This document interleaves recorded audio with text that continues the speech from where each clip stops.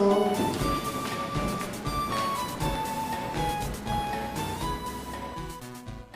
Baik, dengan Mbak siapa? Dengan Mbak Firlina ini. Oh, Mbak Firlina. Saya sudah menerima permohonan asesmen kompetensi dari Mbak Firlina. Jadi di sini saya akan sedikit menjelaskan tentang pre-asesmen yang akan kita lakukan ya Mbak. Pre-asesmen ini nanti itu untuk dipersiapkan Mbak Firly melakukan asesmen.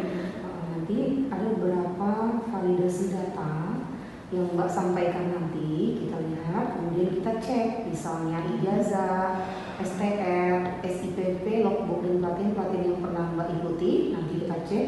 Kemudian juga ada format persetujuan yang akan kita tanda tangani. Boleh saya lihat format dari Mbak? Baik, saya cek dulu.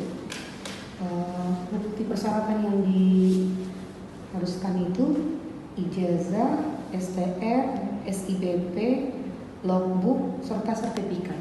Apakah lengkap? Sudah disediakan semuanya di sini? Ya, baik. Ijazah D3 dari Stikes Bakti Usada, ya Bengkulu. Kemudian STR-nya masih berlaku sampai tanggal tahun 2025 ya. SIPP-nya juga.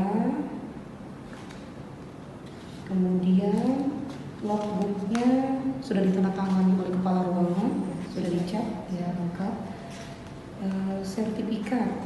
Sertifikat yang dimiliki BPJS ya. Baik, kita lanjutkan lagi. Ijazah ada SPR. Ini saya centang kesesuaian buktinya ya Mbak. Ijazah saya centang semua ya. STR juga, SIPP, logbooknya ada tadi, sertifikatnya ada. Ini karena sudah sesuainya, jadi sekarang Mbak tanda tangan di sini, ya.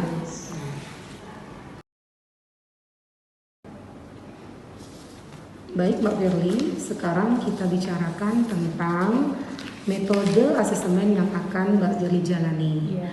Sekarang kita di rumah sakit kita menggunakan metode wawancara, observasi, tertulis, dan lisan. Itu ada 4 metode.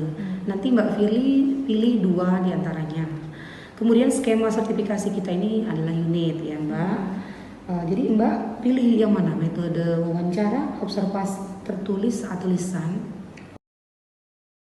Baik Ibu, nanti saya akan memilih metode tertulis dan lisan Ibu. Baik Mbak. Ya. Baik, Mbak Firly memilih metode tertulis dan lisan. Nanti dalam proses asesmen nanti Mbak Firly nanti memilihnya nanti skema sertifikasi unit, bukan klaster ya. Kemudian konteks asesmennya nanti Mbak Firly mau simulasi atau nyata ke pasien. Nanti saya akan memilih Simulasi ya, karena kan ujiannya kan tertulis dan lisan ya.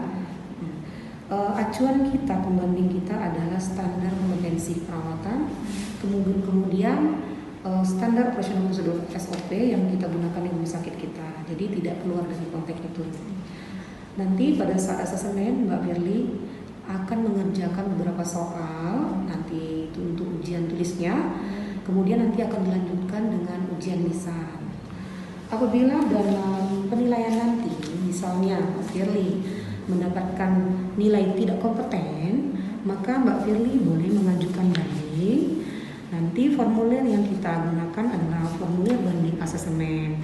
Mbak Firly nanti akan menulisnya di lembar formulir seperti ini Mbak Firly. Ya.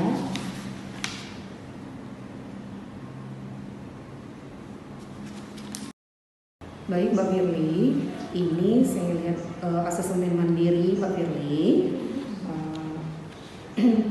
Asesmen mandiri ini di mana Mbak Firly menilai kemampuan Mbak Firly dalam melaksanakan kompetensi yang diujikan. Saat ini Mbak Firly akan mendapatkan asesmen tentang kode unit KSPG 020511, judul unitnya membantu mengelola nyeri dengan tindakan tanpa bantuan obat. Baik, di sini ada 6 elemen ya penilaiannya.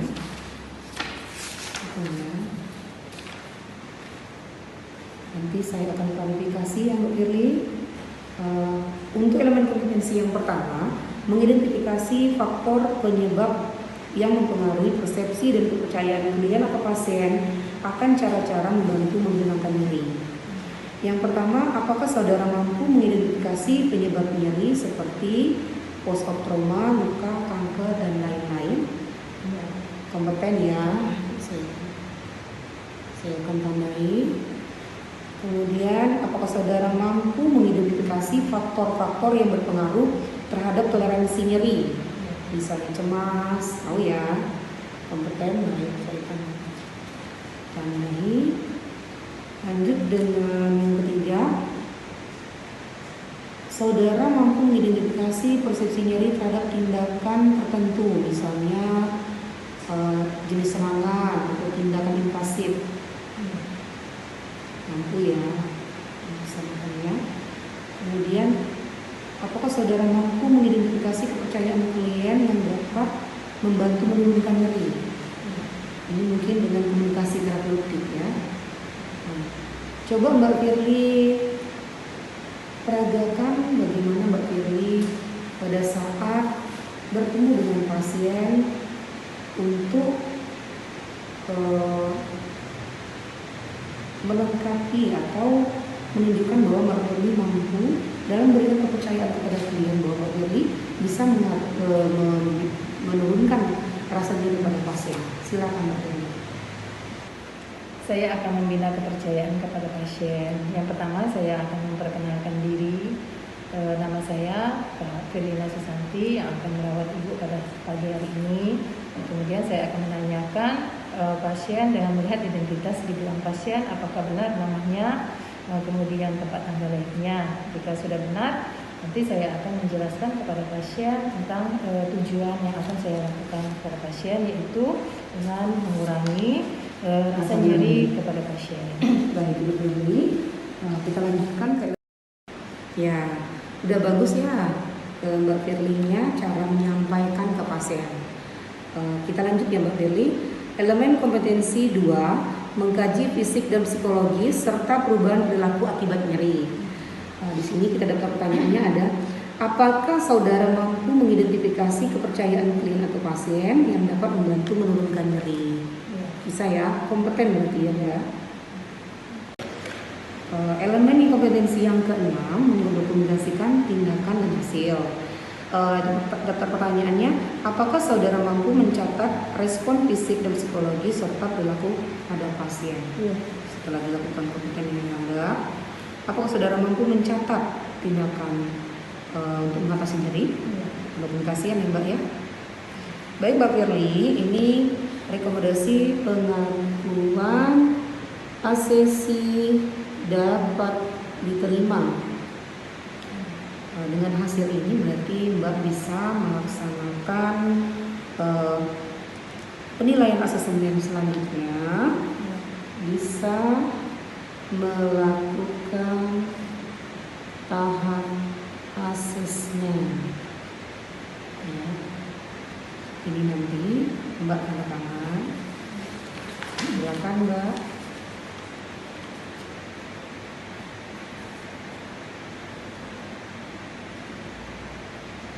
Ya.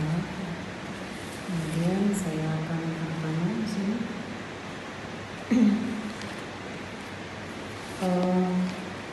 Mbak Firly nanti akan melaksanakan asesmen kapan?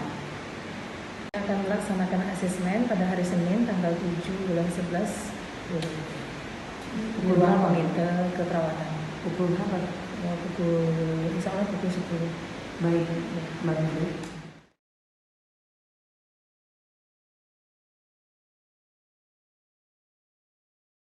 Silakan Bu.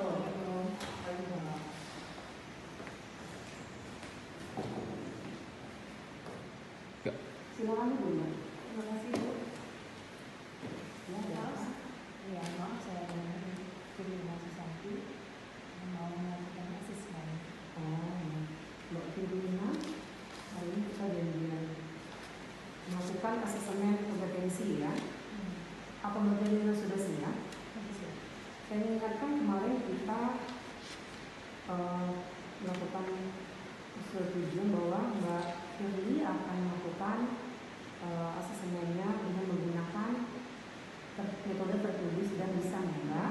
Untuk yang pertama ini Mbak,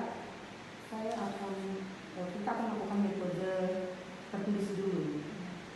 Saya menyiapkan lembar pertanyaan, nanti Mbak Firly akan menjawab di lembar pertanyaan ini. Nah, nanti Mbak Firly jawab dalam waktu 15 menit.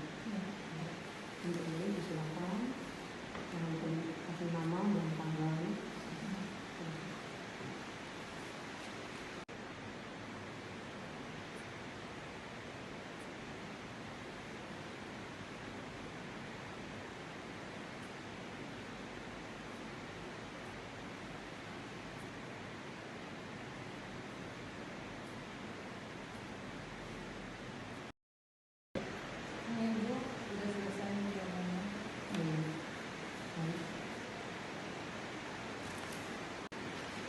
Baik Mbak Firly, untuk metode tertulisnya Mbak Firly sudah menjawab. Nanti akan saya periksa sesuai dengan instrumen dalam penilaian tertulisnya.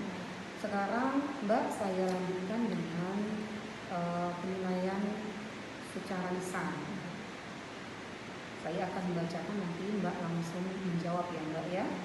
Yang pertama, apa yang dapat menyebabkan terjadinya nyeri? Silakan Mbak. Yang dapat menyebabkan nyeri yaitu luka, trauma, atau kanker, atau bisa saja penyebab penyakit lain yang kronis lainnya, atau luka operasi.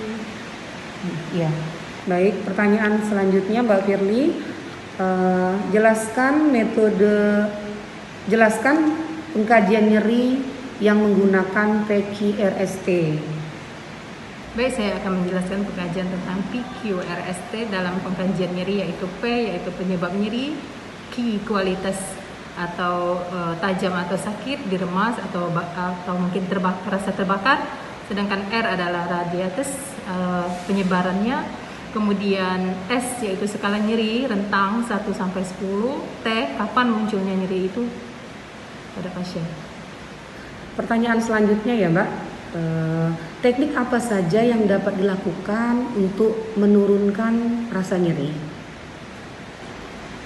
Teknik yang dapat dilakukan untuk menurunkan nyeri, kita dapat melakukan dengan yang pertama teknik relaksasi napas dalam, yang kedua distraksi, yang ketiga aromaterapi, bisa dengan hipnoterapi, yang keempat melakukan imajinasi, membimbing, terbimbingnya melalui imajinasi, yang kelima rangsangan dan melalui pijatan. Mbak tadi mengatakan cara salah satunya menurunkan nyeri adalah menggunakan teknik relaksasi napas dalam.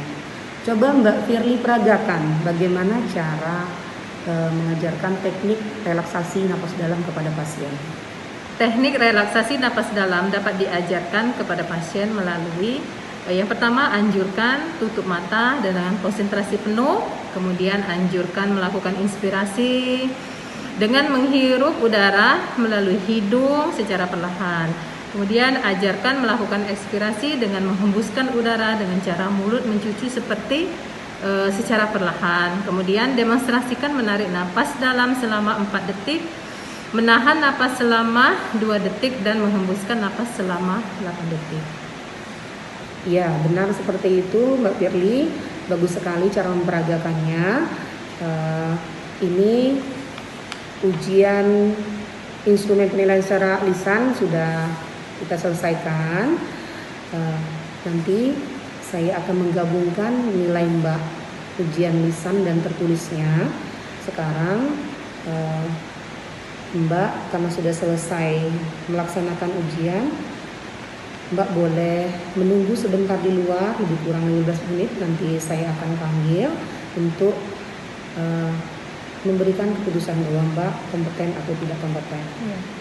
Oh.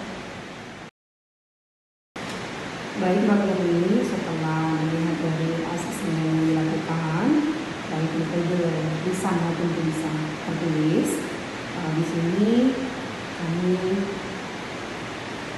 memberikan hasil kepada Mbak Firly. Mbak Firly direkomendasikan untuk mendapatkan pertanian, ya.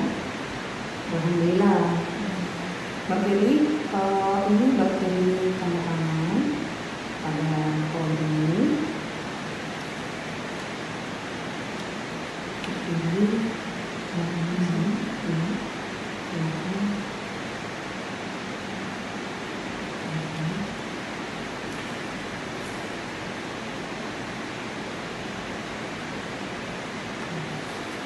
Kemudian Mbak Firly setelah seperti yang kami janjikan tadi kemarin bahwa setelah melakukan asesmen Mbak Firly akan mengisi umpan balik dan catatan asesmen.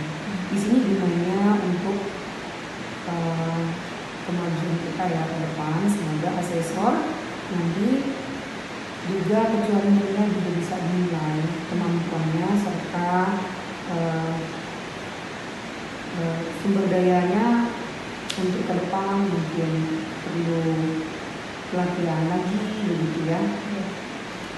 Mbak silakan mengisi dulu form ini.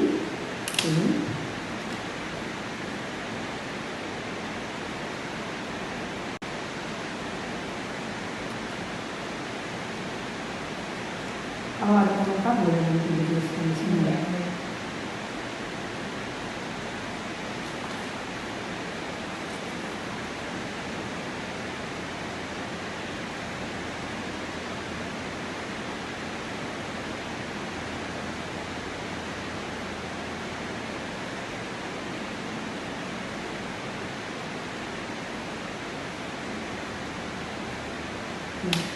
Terima kasih Mbak Firly.